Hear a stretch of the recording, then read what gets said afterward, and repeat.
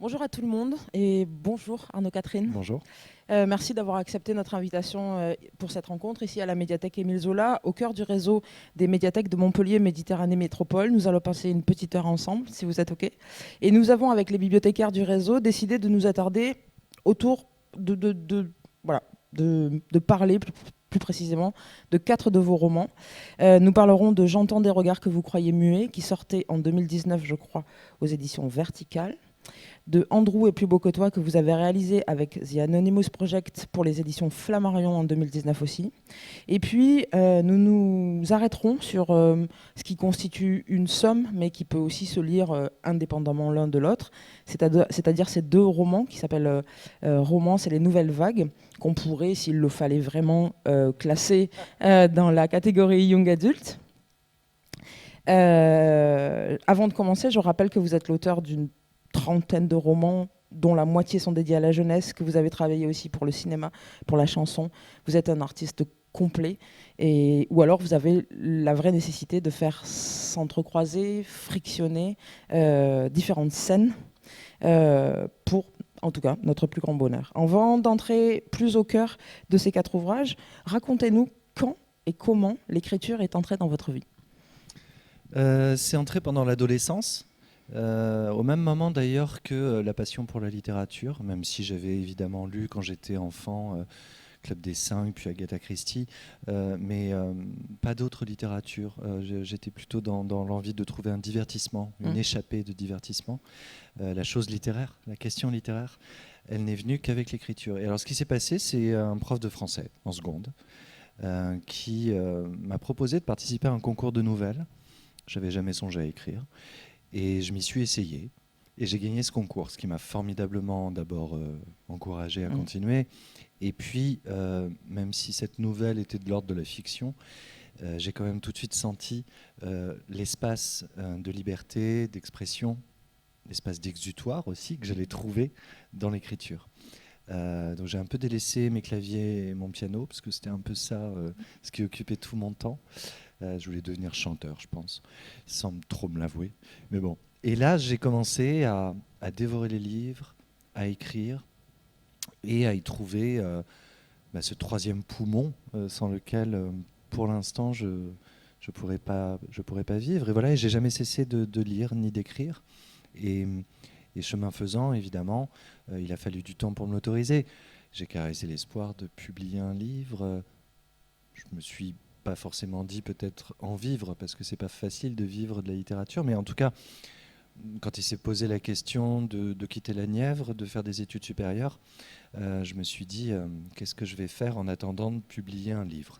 C'était quand même un vœu ardent. Alors côté musique, vous avez travaillé avec Florent Marché, avec Jeanne Chéral, Bernard Lavilliers. Vous avez monté aussi un spectacle musical qui s'appelle Il n'y a pas de cœur étanche. Vous travaillez pour le festival littéraire Les Correspondances de Manosque. Vous travaillez pour la Maison de la Poésie à Paris. Vous avez été chroniqueur pour France Culture. Vous écrivez pour le cinéma. Et pourtant, je dors. Hein, J'y crois moyen. Cette hyperactivité, elle raconte quoi?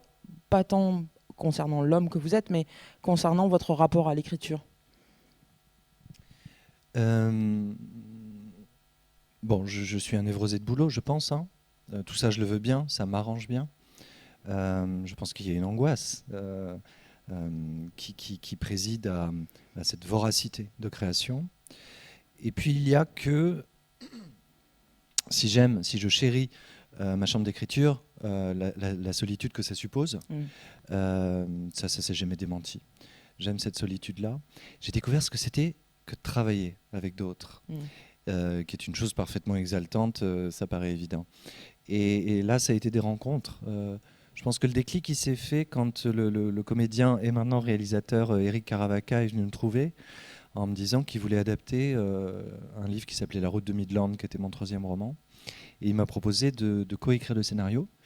Et c'est là que j'ai découvert vraiment ce que c'était que travailler avec quelqu'un, s'agissant de l'écriture. Parce que ça, je l'ai connu par la suite encore avec Florent Marché. C'est pas n'importe quoi de partager l'écriture avec quelqu'un. C'est même quelque chose d'assez impudique.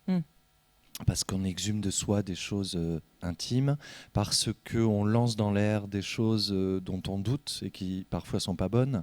Donc il faut faire extraordinairement confiance à l'autre pour oser, avoir l'audace de proposer des choses qui ne seront pas forcément formidables, etc. etc. Je compare souvent ça à dormir avec quelqu'un. Non pas que je dorme avec mes co-auteurs, mais, mais c'est un peu du même registre quand même de l'abandon d'une intimité. Bon. Mais j'ai pris formidablement goût. Voilà. Donc, et puis moi j'aime bien décliner l'écriture sous plein de formes. C'est quand même une chance inouïe de travailler pour la chanson, pour le cinéma. Il y a eu le théâtre aussi récemment. Moi j'adore ça, ça me fascine. Et puis alors ça c'est du côté de l'écriture parce que c'est le dominateur commun quand même. Décliner l'écriture sous plein de supports. Et puis il y a cette autre casquette que vous avez citée qui est extrêmement importante pour moi. C'est le rôle de, j'appelle ça conseiller littéraire. Oui. Donc effectivement, à la Maison de la Poésie, à Manosque, mais aussi à Vannes, un festival qui s'appelle Les Émancipés, et puis à Nevers, un festival qui s'appelle Tandem. Et là, ce que j'adore, c'est mettre les autres en lumière et partager mes admirations. Vous le faites aussi dans vos livres. Et ouais, et ça me plaît de le faire dans mes livres aussi, que ce soit un livre comme Nos vies romancées, qui était carrément des hommages à mes livres de chevet, ou que ce soit des références qui passent comme ça, comme des petits clins d'œil. Mais en fait, je carbure à l'admiration. Je suis de nature un grand fan. Et d'une part, c'est une chance extraordinaire de programmer des artistes parce qu'on a la chance de les rencontrer. Oui. Et puis de l'autre, ça me plaît. Tout d'un coup, moi, de me mettre dans l'ombre et de mettre en lumière les autres. Voilà, à 20 ans, je ne savais pas du tout que j'exercerais ce métier, entre guillemets. Hein. C'est le chemin de la vie, ça s'est présenté comme ça. Mais j'en suis vraiment très heureux. Je ne pouvais pas rêver d'un métier, entre guillemets, qui soit si en adéquation avec l'admirateur que je suis et le littéraire, au fond, que je suis, quoi. Donc voilà ce que ça raconte. Ça raconte une voracité... une peur du vide, vraisemblablement. Et si on voulait présenter les choses de façon plus positive, une voracité de création, la vie est courte, quoi. Il y a un moment, on le comprend, il y a un moment même, on le sait. Je pense à cette belle expression de Chantal Thomas, qui est une romancière que j'aime beaucoup. Oui, qui aime beaucoup les cafés, elle aussi. Ouais, qui aime les cafés, qui aime la mer, on en parle souvent. Elle a cette expression, l'éclat de l'instant. Et c'est tout un chemin dans la vie de ne pas être incessamment rattrapé par le passé, de ne pas être incessamment dans la projection, mais d'être là. Et alors quand on est là avec des artistes, c'est merveilleux, quoi. Donc ce que ça raconte, c'est que je cherche à profiter de cette chance inouïe qu'est ma vie professionnelle et artistique, quoi. La première chose qui m'a frappée en refermant respectivement Andrew et Plus beau que toi, et j'entends des regards que vous croyez muets, c'est cette façon, la vôtre, de vous immiscer, d'entrer dans l'autre avec un grand A, de vous mettre finalement vous, mais de façon plus ou moins cachée dans un autre corps, un autre contexte, un autre temps. On va faire un petit peu la lumière pour celles et ceux qui n'auraient pas encore lu ces deux ouvrages. Alors Andrew et Plus beau que toi, c'est un travail monté à plusieurs. Donc Lee Schulman et Emmanuel Alquin sont à l'origine de The Anonymous Project. Ensemble, c'est un homme et une femme, ils ont réuni des milliers de photos de familles, des photos d'amateurs, de familles américaines et anglaises qui remontent des années 40 jusqu'aux années 70. Et à partir de ces photos-là, ils montent des expositions, ils font des livres. Et vous avez travaillé donc avec les éditions Flammarion et eux, c'est-à-dire que vous avez puisé dans leur fond et vous avez inventé la vie de Andrew et Ryan, deux frères, que vous avez placés en Californie et que vous avez fait grandir jusqu'aux années de libération, avec un grand L, puisque c'est libération black, queer et féministe. Le rêve. Or, il est à peu près certain que vous n'étiez pas dans les années 70 en Californie. Non, je vous le confirme. Je suis nulle en maths, mais Non, vous êtes assez bonne. Voilà. À ce niveau-là, ça va. Et quand on lit, j'entends des regards que vous croyez muets. En fait, la démarche, elle est quasi la même, sauf que là, il s'agit de vous, ancré dans ce qui peut être un quotidien, dans cette société qui est la nôtre, ce pays, etc., l'époque qui est la nôtre, etc. Est-ce que vous reconnaissez cette démarche commune. Et comment vous la définissez en fait? C'est-à-dire que le dénominateur commun à ces deux livres, mais plus généralement à ce que je fais, c'est que je commence par l'autre, oui. D'abord, c'est aller à la rencontre de l'autre. Que ce soit dans J'entends des regards que vous croyez muets, des inconnus dans la rue, puisque c'est ça, hein, je suis sur le motif, je fais des croquis, je regarde des gens passer, j'essaye de voir quels sont les visages qui arrêtent mon regard, et là je fantasme et j'essaye d'inventer leur vie. Donc j'ai fait ça pendant 1 an et demi, sur des petits carnets, au café, dans les restos, dans les bars. Pour Andrew est plus beau que toi, c'était au fond pas si éloigné, sauf que c'était pas des inconnus en chair et en os, c'était des inconnus sur des photos. Et je me suis amusé à écrire leur vie, à inventer une vie à ces gens. Je trouve ça assez exaltant en fait de voir une silhouette, de voir un visage. Moi ça m'arrive tout le temps et je pense que je suis vraiment pas le seul. Je me dis mais quelle est l'existence derrière l'opacité de ce visage? Ça m'arrive aussi, et ça nous arrive à beaucoup, je pense, quand on est dans la rue, qu'on marche, qu'il commence à faire nuit et qu'on voit des fenêtres allumées. On essaye d'imaginer la vie qui est derrière. Alors on ne va jamais aller briser la glace, évidemment, et entrer par effraction, mais on fantasme. Et ça, c'est le travail de la fiction, au fond. Ou qu'on aille chercher ses sources d'inspiration. C'est ça, la fiction. Il y a quelque chose qui nous déclenche. Et alors, donc, c'est l'autre. Et après, tout le suspense, un suspense qui n'intéresse que moi au fond, mais qui fait que je vais au bout du livre, c'est à quel moment je vais tomber sur moi-même. À quel moment est-ce que l'autre va me raconter quelque chose de moi? À quel moment on va se découvrir cousin, frère, voilà. À quel moment l'autre va devenir un miroir de ma propre histoire. Donc je suis disséminé et distribué dans tous ces livres de façon plus ou moins pudique et discrète. Dans J'entends des regards que vous croyez muets, j'entre carrément dans le cadre et je mets en scène certaines choses de ma vie. Ou en tout cas, je me mets en scène regardant les autres et interrogeant ce pourquoi je les regarde. Parce qu'au fur et à mesure de l'élaboration de ce projet, je ne pouvais pas éluder ces questions. Pourquoi est-ce que je regarde cette fille et j'ai envie de raconter sa vie? Pourquoi est-ce que mon regard s'arrête sur tel homme et j'ai envie de savoir ce qu'il y a dans son existence? C'est bien que ça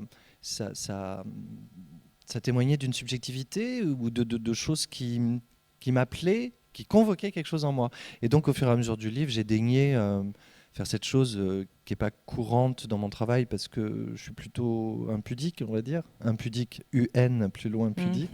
J'ai essayé de questionner ce pourquoi je racontais ça, ce pourquoi je fantasmais ça. Et du coup, ça a laissé la voie libre à quelques petites choses personnelles comme ça qui font en creux un autoportrait. Mais donc voilà, aller vers l'autre, voir en quoi il va être un miroir de moi-même, qui est un trajet que la lectrice et le lecteur connaissent au fond, parce qu'il y a ça qui se passe aussi quand on lit des livres. Il y a un moment, ça nous raconte quelque chose de nous-mêmes, c'est un révélateur de nous-mêmes. Pas exclusivement. Et c'est d'ailleurs pour ça que je pratique pas l'autobiographie stricte, parce que moi je pense que ça m'ennuierait. J'ai le divan de mon psy pour ça. Je suis un objet d'étude. Bel hommage d'ailleurs, bel hommage. Oui, d'ailleurs, j'en parle. Oui. Mais non, mais je veux dire, je suis un objet d'étude analytique tout à fait intéressant, il n'y a pas de problème. Mais dans l'espace de la littérature, je crois que je m'ennuierais assez vite. Donc l'autre m'est nécessaire. Et puis de toute façon, ça c'est l'histoire de la vie. L'autre nous est nécessaire. On n'est rien seul, ou alors on est un sac d'ennui. Voilà, donc c'est ça un petit peu ce qui rassemble la démarche de ces livres. Mais il y a deux axes en fait. Faire parler une image muette. Il y a deux axes, parce qu'il y a cet autoportrait, indéniablement, qui remonte dans les deux ouvrages et puis dans tous. Mais il y a aussi cette observation de l'histoire avec un grand H, la nôtre. Alors, si on parle de Andrew, il s'agit d'un moment précis dans l'histoire des États-Unis qui va après avoir des conséquences partout, jusqu'ici pour nous, etc. Très bien. Et dans J'entends des regards, c'est aussi une observation ultra fine de nos mœurs de cette société, des classes sociales. Je pense à la vieille dame dans le train qui n'a pas payé son billet, en fait. La resquilleuse déclassée. Exactement. Ouais. Tout ça parle aussi de notre société. Et ça parle aussi d'une chose, je parlais des sources d'inspiration. Dans ce livre, il y a effectivement plein de fragments où j'observe une personne et je fantasme sa vie, et donc je pars carrément dans la fiction et dans le délire. Mais il y a aussi des choses que je n'ai absolument pas eu à fantasmer parce que le réel m'a apporté des choses tellement passionnantes. Le livre, il a commencé comme ça. J'étais dans un café à côté de la BNF à Paris et je vois un père et son fils c'est le premier paragraphe, qui dînaient, et c'est d'ailleurs le premier texte. Et donc je regarde ce père et ce fils et je sens intuitivement qu'il y a une familiarité entre eux, mais qu'il y a aussi une distance assez curieuse. Et je me dis, tiens, on dirait plus un parrain et son filleul qu'un père et son fils. Et je commence à me raconter tout un truc. Je commence à me raconter que peut-être les parents ont divorcé, que ce fils, il n'a pas vraiment habité avec son père, donc ils n'ont pas la familiarité lambda d'un père et du fils. Bon. Et je baisse les yeux, et sous la table, je vois les jambes entrelacées, et je découvre en fait que ce sont deux amants. En dépit de la différence d'âge, c'est deux amants. Et là, je vois que le réel déjoue complètement ce que j'étais en train de construire dans ma tête. Voilà. Et donc, ce livre, c'est aussi un hommage à combien on peut être surpris et cueilli si tant est qu'on s'arrête et qu'on regarde le réel, qu'on regarde les gens. Il n'y a pas forcément à aller chercher des choses très tarabiscotées pour raconter la vie et pour s'en étonner et pour que ça fasse matière à fiction, pour que ce soit pour que ça devienne une matière romanesque. Voilà. Dans J'entends des regards, il y a de façon... Alors, le livre repose sur la construction du livre, c'est l'alternance de cours, ça s'appelle pas des chapitres, je sais pas, mais des chapitres, on va dire ça comme ça.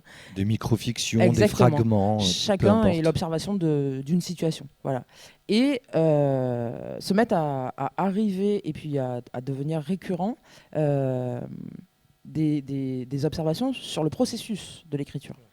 Je vais en lire un. Alors, je crois que c'est pour moi, c'est le premier qui apparaît. Je suis un prédateur joyeux à la recherche de sa prochaine proie, impatient de vous dépecer et ravi à l'idée que les hyènes passeront à côté de votre cadavre sans rien remarquer, ni des restes qu'elles auraient à terminer, ni du butin dont j'ai joui et que j'emporte jalousement dans mon carnet.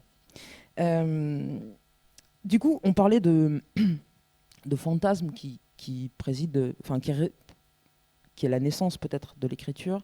Et là, on est clairement sur un champ lexical de la mort. Si on parle de prédateurs, de cadavres, de proies. Est-ce qu'écrire, ça se situe dans... C'est un registre ironique aussi. Dans cet interstice. Oui, il n'y a pas de fumée sans feu. L'ironie, je veux bien, mais la blague, elle est fondée sur quelque chose. Oui, mais c'est comme quand je dis que c'est un carnet de vol, oui, voilà. Et que je suis un voleur. J'allais le dire. Quand vous dites vous-même que vous êtes un voleur, c'est aussi ironique, mais c'est sûrement une sensation... Après, on va venir à la question de la caissière, par exemple. Ah oui, donc, question embarrassante, exactement. j'imagine. Disons que j'emploie ce lexique voleur, proie, prédateur, parce que ça me plaît d'y mettre de l'ironie, mais parce que ce sont des questions que je me pose depuis que j'écris. Et que je prends ça très au sérieux. C'est-à-dire que j'ai de leçons à donner à personne, chacun fait ce qu'il a envie de faire, je suis grand lecteur d'autobiographie et d'autofiction, et il m'arrive d'aimer immensément des livres qui ont gâché des vies. C'est paradoxal, mais chacun prend ses responsabilités et chacun fait ce qu'il veut. Moi, j'ai toujours été hanté à l'idée de faire du mal autour de moi, à l'idée que c'est un pouvoir d'écrire, parce qu'on apporte en place publique, un livre c'est quand même une place publique, on peut amener la vie des autres, on peut sans son consentement. Et c'est un truc auquel je réfléchis. Et pourtant, parfois, on a besoin de raconter des choses, alors... Je réfléchis à tout ça, à comment je maquille pour pas brusquer, pour pas kidnapper, à comment j'essaye de bien me traiter moi aussi, parce que on est dans une telle ère impudique qu'on oublie ce que c'est que de venir raconter sa vie en place publique. Mais c'est un truc qui est très très étrange, qui peut vous revenir avec des déformations assez blessantes. Complètement. Il faut voir ce que c'est. Moi, quand je jette en pâture mes personnages, on en pense ce qu'on en pense, on en dit ce qu'on en dit. Quand il s'agit de moi, ça peut être violent, et tous les auteurs d'autobiographie le savent. Ça peut vriller le tympan, comment ça vous revient à travers la subjectivité des autres. Donc voilà, juste j'y réfléchis depuis toujours, j'essaye de faire ce que j'ai à faire tout en étant responsable, et j'ai jamais trouvé jouissance dans le fait qu'un livre était possiblement une bombe. J'ai jamais fantasmé sur l'idée de canarder ma famille et mon histoire et ma vie. Alors, certaines écrivent des livres qui ont des incidences dans leur vie et dans leur famille, et leur objectif n'était pas forcément le règlement de compte et la guerre. Bon, c'est au cas par cas, chacun décide ce qu'il a décidé pour soi. Mais en tout cas, ces problématiques, elles me tournent tellement en tête depuis toujours que du coup, dans ce livre, c'était important pour moi aussi de dire à la lectrice et au lecteur que voilà, il y a ces questions qui sont là. Il y a ces questions qui tournent dans ma tête et qui parfois conditionnent mon écriture, qui parfois font que je m'auto-censure. Parce que ce livre, c'est aussi un peu vous emmener dans mon atelier d'écriture. Oui. Donc, quitte à vous emmener dans mon atelier, autant aborder, pas de façon, j'espère, trop laborieuse et encombrante, mais autant aborder quelques problématiques d'écriture. Et c'est vrai que ça, c'est une vraie problématique, quoi. Emmener quelqu'un de son entourage dans un livre, c'est quelque chose. Oui, c'est ça. Et cette caissière, cette caissière, c'est ça, elle en plus, revient. mes amis dans le quartier ont reconnu, que j'espère, avec laquelle je suis tendre, parce que de toute façon c'est un livre qui est tendre, j'entends des regards que vous croyez muets. Complètement. J'avais des chapitres qui étaient un peu dans le jugement, et avec mes éditeurs on s'est rapidement aperçu que ça marchait pas, parce qu'on n'a pas envie de suivre ces personnages si je les juge et si j'essaie une quelconque hauteur condescendante. Il faut à minima de l'empathie pour suivre quelqu'un. Donc il y a cette caissière, et c'est vrai que un jour, j'ai pas de réponse, mais dans mon carnet, j'ai écrit ça en substance. Je me suis dit, mais si tu écris ça sur ta caissière, ça veut dire que tu préjuges qu'elle ne lira pas le livre. Et c'est une question qui est emmerdante. Quoi. Oui, mais vous l'écrivez, vous dites, ce matin je passe sur France Inter, on s'en fout, la caissière elle écoute pas France Inter. Et c'est embarrassant cette question, mais je préfère la poser, même si j'ai pas de réponse, plutôt que de faire comme si je m'étais pas posé la question. Oui. Mais voilà. en vrai, en tant que lectrice, c'était la première fois que je tombais sur cette question-là, posée en tout cas sur le papier par l'écrivain, et j'ai trouvé ça vraiment chouette, au-delà du fait que j'ai adoré vos livres, bien sûr, mais c'était vraiment chouette parce que je trouve ça honnête. En fait, pourquoi les autres auteurs ne parlent pas de cette question-là, en fait, qui existe vraiment? Ils embarquent les gens, en fait, après, plus ou moins fort, et plus ou moins, mais c'est une vraie question. Oui, je ne vais pas répondre pour eux. Non, c'est sûr. Et l'autre vraie question, c'est qu'on peut être complètement renversé par un livre qui va faire des dégâts. Oui, complètement. Dans tel et tel foyer. Je pense à Monsieur Paul de Henri Calais, qui a détruit son couple. Et sa femme a terminé en HP. C'est un livre bouleversant, mais il a fait des dégâts. Je ne peux pas aller bien au-delà de ce paradoxe, qui est une vraie question littéraire. Mais en tout cas, voilà, j'ai pris le temps dans ce livre de dire au lecteur que je me posais des questions et que tout n'était pas si évident, quoi. Qu'il y a des réponses qui se dérobaient et des problèmes qui demeuraient. Et en tout cas, ça explique que j'affectionne la fiction, parce que la fiction, c'est quoi? Pour moi, en tout cas, la fiction, elle a été inventée pour nous arranger, pour raconter ce qu'on a à raconter sans tuer personne. Oui, c'est ça. Alors, il y a beaucoup de scènes où vous êtes dans les cafés, etc. On en parlait tout à l'heure, vous avez évoqué Chantal Thomas, et j'entendais cette semaine Chantal Thomas à la radio, et qui disait qu'une ville dont les cafés, puisqu'on vient de traverser le Covid, une ville dont les cafés sont fermés, c'est plus une ville, c'est un mur, en fait. Et du coup, ça devient quoi un écrivain qui se nourrit autant des scènes de l'extérieur enfermées? Il trouve son échappée là où elle est. Moi, j'avoue que j'ai énormément écrit pendant le premier confinement, et j'ai visé dans le kilomètre qui m'était alloué.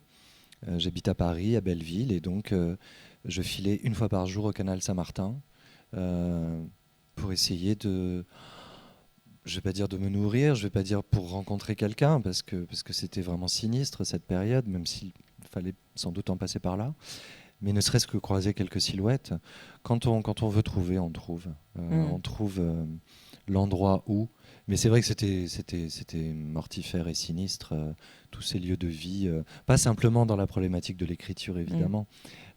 Cette vie qui était en suspens. Et le silence, je me souviendrai toujours, et je le ressens encore parfois, quand j'ouvrais ma fenêtre, je vis dans une rue très très commerçante, très passante, où ça pulse, quoi, sa vie. Et quand j'ouvrais la fenêtre et que ce silence c'était une claque, quoi. Ouais. C'était invraisemblable. Bref, c'était glauque. Alors on va arriver à Romance et Nouvelle Vague. Nouvelle Vague, alors les deux sont édités dans la collection R chez Robert Laffont. Nouvelle Vague, il est sorti il y a 2 mois, le mois dernier. Voilà. Je vais vous laisser présenter la narration de ces 2 ouvrages. Alors, ces 2 livres, ils font partie d'un projet plus global. Avant, il y a eu une série de 3 tomes qui s'appelait À la place du cœur, qui racontait une tribu d'adolescents pendant les attentats de 2015, pour faire vite. Et en fait, c'est un projet que je mène chez R, où j'ai envie de dresser un portrait, évidemment, très subjectif, pas du tout exhaustif, très partial, de la jeunesse contemporaine, qui, à titre personnel, me fascine totalement. Et donc voilà, il y a eu ces 3 tomes sur Com, un jeune adolescent, et leur roman, c'est Les Nouvelles Vagues. C'est le portrait d'une génération, c'est 18-20 ans, qui me fascine parce que j'aime l'audace qu'ils ont dans cette façon d'inventer qui ils sont, donc c'est la question du genre, d'inventer comment ils aiment, la question de l'identité sexuelle, d'inventer leur place, leur façon d'identifier les injonctions et les assignations qui leur semblent injustes et d'essayer de les renverser ou de leur tordre le cou. C'est la question de la liberté. De toute façon, je pense que je ne parle pas d'autre chose dans mes livres que de ça, d'émancipation et de liberté. Et cette jeunesse me fascine pour ça, parce qu'elle est en train d'inventer l'affirmation d'un geste, d'une volonté d'émancipation, qui est tout à fait passionnante. Ça rejoint un peu Andrew et les mouvements de libération qu'on évoquait dans les années 70, qui sont passionnants historiquement pour ça. Voir quelqu'un se libérer, il n'y a rien de plus exaltant. Voilà, donc c'est ça, pour dire vite, Romance et les Nouvelles Vagues. Ce sont des jeunes qui osent se questionner, qui ont l'audace de se questionner sur qui ils sont en train de devenir, sur le multiple en eux aussi, le complexe, le multiple, le protéiforme. Parce que pourquoi on serait ou ceci ou cela, après tout, ils sont comme moi, ils détestent les cases. Donc voilà, c'est ça. Donc Romance suivait un premier personnage qui s'appelle Vince, et on suivait, c'est un livre des premières fois, c'était son premier amour. Vince, c'est un garçon gay, avec un Y et un I d'ailleurs, un môme assez bien dans ses pompes, élevé par une mère très aimante et aidante. Et c'est un môme qui attend à toute force l'amour. Et drama. Il est totalement drama. Ah ouais. C'est pour ça qu'on l'aime. Hein. C'est pour ça qu'on s'y attache. J'ai conçu ce livre comme j'espère qu'il y a une part de comédie. Et effectivement, j'espère que ce môme est attachant parce qu'il dramatise son quotidien, il exagère tout, c'est un bouillon de pulsions. Il se bagarre, ça j'ai adoré le fait qu'il se bagarre. Ah, il tape. Ça, j'ai trouvé ça chouette en fait. Ah, bah, quand parce il se fait qu'on sort des stéréotypes. En fait. Quand il se fait traiter, il se bagarre. Exactement. C'est clair. Et bon, le dirlo du lycée le convoque parce qu'il cogne un peu trop souvent. Mais il a envie de se défendre dans la vie. Et voilà, et il va tomber amoureux. Mais alors, si on lui avait dit de qui ? Oui. Voilà. C'est embêtant. C'est ballot. Il va tomber amoureux de son meilleur ami. Ça arrive. Donc on suit en fait dans Romance son premier amour. Et dans Les Nouvelles Vagues, on le retrouve cassé en 2 par la rupture amoureuse. Et avec cette lettre, mais cette lettre. Ouais, il y a une lettre qui ouvre le livre. Ouais. Mon Dieu, mais on aurait tellement tous aimé recevoir une lettre pareille. C'est une tentative d'oubli, une tentative de. Ouais, il essaye de tourner la page. C'est une lettre un peu vaine, mais qui formule un vœu qui serait d'oublier ce premier amour parce que ça lui a fait trop mal. Voilà. Et bon, ça manquait un peu de meuf à mon goût, tout ça, donc je lui présente Marilyn. Il y avait Rokia, elle s'appelle Rokia, c'est ça? Ouais, il y a sa avait meilleure Rokia amie aussi, Rokia, quand même. qui est pas n'importe qui. Non. Mais pas la moitié d'une, quand même. je voulais vraiment que ce livre, ce deuxième livre, ce deuxième tome, il soit vraiment à deux voix. Et je voulais qu'il y ait une fille, d'ailleurs c'est une fille qui est en couverture. Je voulais qu'il y ait une fille qui prenne la parole. Et là, je voulais me pencher sur une autre première fois qui est, parce que c'est une vraie question, quoi, en ce temps où la parole se libère des femmes, et mille fois tant mieux, en ce temps où on interroge le consentement, MeToo, tout ce qu'on sait. Je me suis interrogé, je me suis dit, mais c'est quoi appréhender la première fois pour une fille, quoi. Voilà. En ce moment. Quand Et pour un garçon, je pense aussi d'ailleurs. Enfin, Mais oui, pour le bien coup. sûr. Oui. Mais là, je voulais que ce soit dans la voix d'une fille. Donc voilà, Marilyn, c'est une fille dont la meilleure amie, sa première fois, ça s'est pas super bien passé parce qu'elle a dit non et le mec, il était allé quand même. Et elle est hantée par ce truc, quoi. Et elle se dit, ces garçons qui me fascinent, que je désire tant, à quel moment ça devient une brute? À quel moment on lui dit non et il y va quand même? Comment on fait pour savoir? Comment je peux savoir si ça va bien se passer, s'il va être tendre, si... Bon, bref. C'est une fille qui se pose toutes ces questions-là, elle est pétée de trouille, et on la comprend, et en même temps, elle a envie d'y aller, quoi. Elle est romantique, elle a envie de découvrir tout ça. Et voilà, et je vais présenter ces deux personnages qui sont dans un questionnement fébrile. Et puis Vince, dans les Nouvelles Vagues, il va à nouveau rencontrer l'amour, avec un personnage qui est ultra important aussi. Alors, il y a quelque chose, quitte à portraitiser cette jeunesse que j'aime, je voulais qu'il y ait un personnage transgenre, parce que je les trouve, alors là-dessus, il se passe vraiment quelque chose avec cette génération. Bon, il y a un espace de liberté peut-être qui s'ouvre, qui est plus large, mais enfin bon, ils sont quand même moteurs. Et donc, je voulais qu'il y ait un personnage transgenre, qui sont quand même des individus sous-représentés à peu près partout, quoi.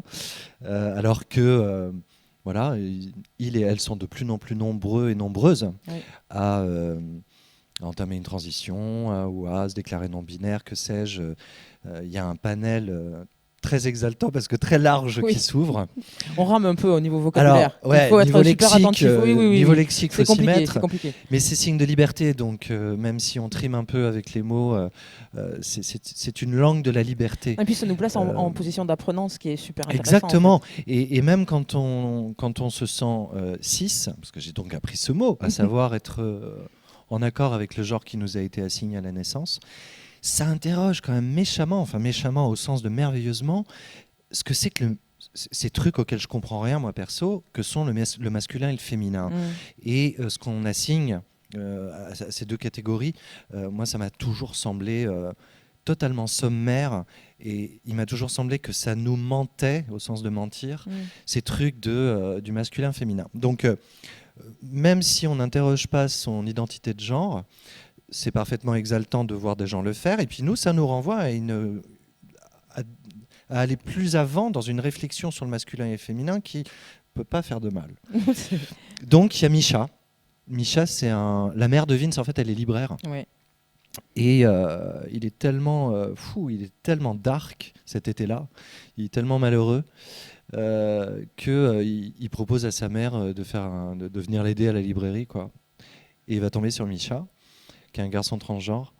Et l'horizon de l'amour va se représenter à un moment où vraiment il pensait que ce serait impossible, quoi.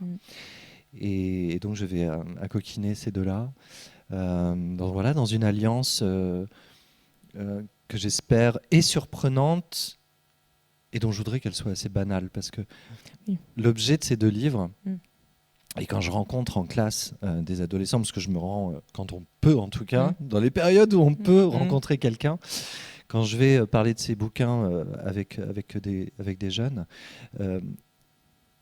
ils me font jamais plus plaisir que quand ils me disent, et c'est arrivé, ou quand je reçois des messages sur Instagram, parce que même quand on peut pas se voir, il reste les réseaux, quand ils me disent « Ouais, Vince, il est gay, mais franchement, au bout de 30 pages, on s'en fout. Ça pourrait être deux filles, ça pourrait être un mec, une fille, c'est deux mecs. » Bon. Donc moi, mon but, en fait, c'est d'essayer de portraitiser cette jeunesse dans toute cette diversité. Je ne respire que dans la diversité dans la vie. Et d'essayer d'aller chercher l'universel qu'il y a là-dedans, quoi, ce qui nous est commun à tous. Donc, ce couple qui va se créer entre Vince et Misha, c'est juste un couple. L'histoire que je raconte dans Romance, c'est une histoire gay, mais c'est une histoire d'amour tout court. Voilà. Donc c'est un peu le mouvement, je reviens à votre première question, comment est-ce que je pourrais définir ce projet? C'est ça, c'est montrer que par-delà le particularisme, par-delà la singularité de la situation, ce sont des histoires d'amour tout court, et que je voudrais très banales, et dont je voudrais qu'elles soient reçues comme des choses très communes. Oui.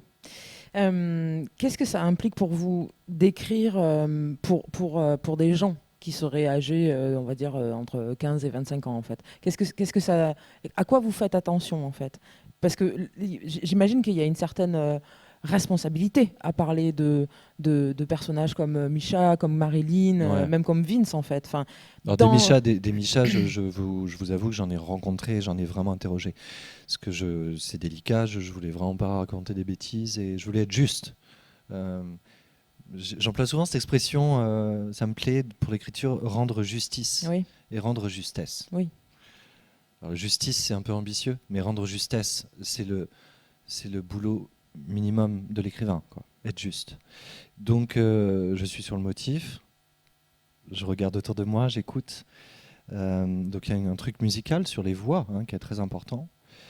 Donc voilà, j'essaye d'être juste. Donc, il y a une tonicité de la voix, il y a pas tant une obsession du lexique, parce qu'il y a des mots qui effectivement sont employés couramment par des jeunes et qui vont ne plus être employés 6 mois après. Enfin, cette langue, la novlangue, elle est vite morte aussi. Donc je fais gaffe à pas tomber dans cette facilité qui consisterait à coller au plus proche au lexique des jeunes. Non, c'est plus une histoire de tonicité, d'intensité. Les choses sont branchées très fort à cet âge-là quand même. Oui. Et puis quelque chose qui m'occupe aussi quand j'écris pour les vieux, entre guillemets, c'est de ne pas prendre des gants, quoi. C'est de dire les choses telles qu'elles sont, notamment en matière de représentation de la sexualité. C'est faire le pari, en fait, que on me dit souvent que je suis cru. Alors j'aime bien d'ailleurs avoir ces discussions-là avec les adultes et les adolescents. Je dis, mais qu'est-ce que vous entendez par ces crus? Ça vous choque? Parce que je ne crois pas faire écrire des scènes qui sont à dessein provocantes. Juste, ça dit les choses. Et ça, c'est intéressant de voir qu'il y a des petites réticences en face. Juste, je dis les choses. Et est-ce qu'il ne peut pas y avoir du beau dans ces choses dites de façon juste Juste. Je l'espère, mais voilà, sans métaphore cucérée, sans pudibonderie exagérée. Et je crois que, j'espère, enfin en tout cas, des messages que je reçois témoignent de ça. Les jeunes qui apprécient mes livres, c'est aussi parce que je ne vais pas leur parler comme à des enfants de porcelaine. Et puis je crois qu'on peut trouver de la poésie dans le prosaïque. Je le sais même. Voilà. Il y a des mots, pour prendre ce champ lexical-là, il y a des mots de la sexualité qui sont beaux. Voilà. Donc je pense à ça quand j'écris pour eux. Être vrai et être juste. Et puis je bosse autant que pour mes livres adultes. C'est-à-dire je bosse, je rebosse. Le retravail, c'est les 2 tiers du boulot. Et voilà. Dans ces ouvrages, il y a, au niveau de la mise en page, en fait, il y a des sortes d'inserts. Apparaissent des SMS, des pages de compte Instagram, des renvois sur Deezer. On pourrait même faire des playlists sur Deezer si l'éditeur est actif sur les réseaux sociaux. Voilà. Ça dit beaucoup sur le fait qu'on vit une époque, et eux tout particulièrement, où ils ont énormément de canaux pour se parler.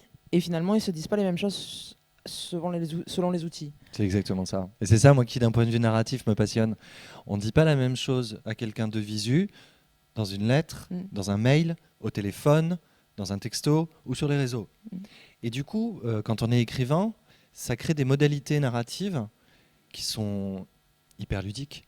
Et moi, l'idée, c'est aussi il y a un principe de joie et de plaisir auquel je tiens de plus en plus. Plus les années passent, plus j'y tiens. Bien sûr qu'on exhume de soi des choses importantes quand on écrit. La nécessité d'écrire, oui, à tout ça. Mais le manteau de Werther et le corbeau sur l'épaule ont des limites aussi. C'est une joie et je crois même que l'écriture procède d'une jouissance. Et donc je veux m'amuser. Et ça m'amuse énormément en fait de casser le rythme parfois, de faire des césures, des accélérations, des décélérations avec tout d'un coup 10 pages qui vont être en texto. Parce que vous remarquerez que votre lecture tout d'un coup change de vitesse. Complètement. Et puis ce que vous disiez, c'est exactement ça, on ne dit pas les mêmes choses. Et puis on n'écrit pas pareil. Alors moi je me bats pour... Il y a des fautes d'orthographe dans les textos.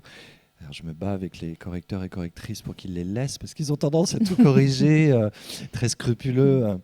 Mais moi j'aime ça. Voir, on a quelque chose à dire, on va le dire différemment selon le support, avec un degré plus ou moins fort de pudeur, avec une façon plus ou moins brutale et directe de faire.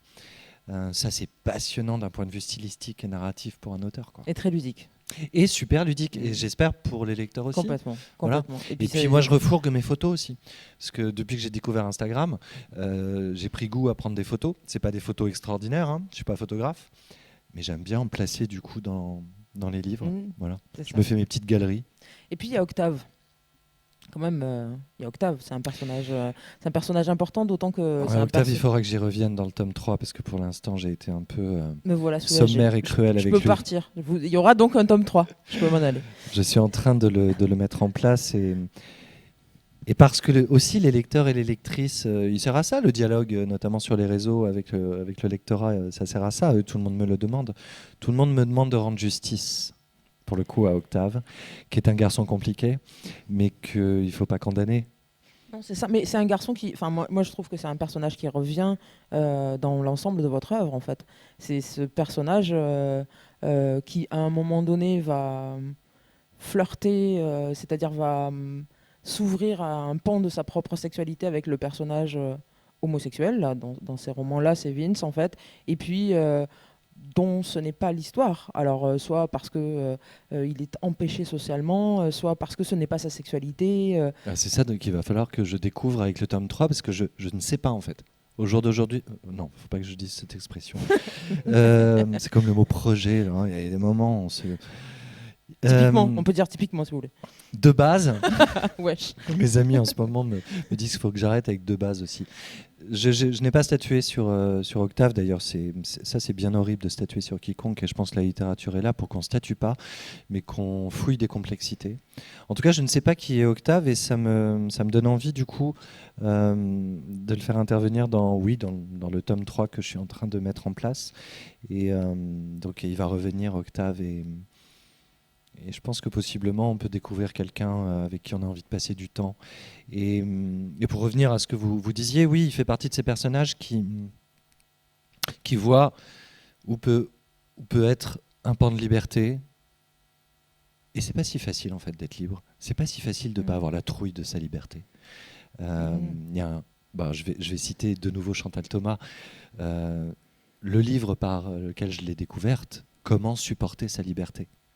Sans point d'interrogation. Parce que c'est Chantal, donc c'est une affirmation.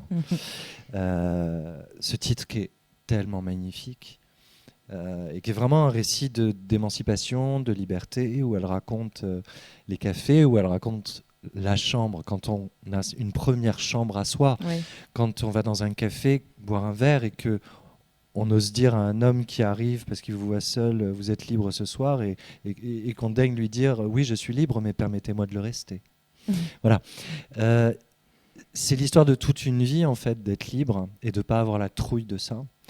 Et ça ne concerne pas simplement, évidemment, les problématiques sexuelles, c'est tout. Oui, bien sûr. Et ça me passionne.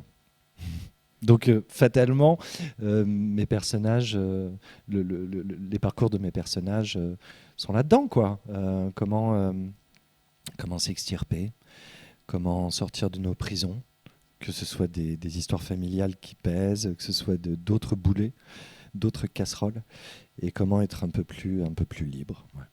Alors vous avez en partie répondu à la prochaine question, mais moi je partais du principe que c'était des personnages pas faciles à quitter. D'abord parce que tout bêtement, en tant que lectrice, c'est des personnages pas faciles à quitter, enfin des personnages qui restent en fait. Et du coup, ma question c'était, y aura-t-il une suite et vous y travaillez? Voilà. Et je vais élargir le spectre. Dans Romance, il y avait un narrateur. Dans les novellas, il y en a 2. Là, il y en aura 6. Voilà. Ah oui. Ouais, j'ai envie d'une ronde comme ça. J'ai envie d'un cœur avec un H et sans H, de plusieurs cœurs. Ouais, j'ai envie de reconvoquer Vince, Marilyn, Octave et d'autres. Et je suis en train de le rêver, ce livre.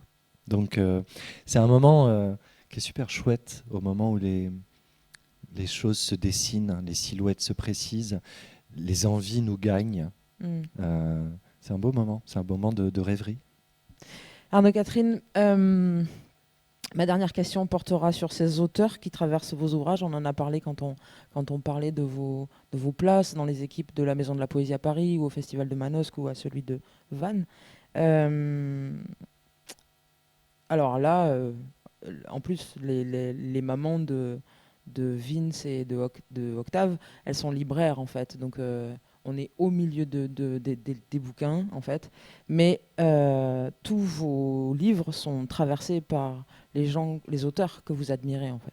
Et dans cela, Barthes est important avec le fragment. Incontournable. Voilà. Mais pas simplement les fragments du discours amoureux. Barthes, l'homme. Barthes, en tant qu'il a... Vous imaginez cet universitaire dans les années 70 et 80 qui est reconnu sémiologue éminent et qui décide d'écrire un livre sur l'amour et sur le sentiment amoureux à une époque où la libération sexuelle, qui est une chose... on est heureux que ça ait eu lieu, mais le sentiment était un peu moqué.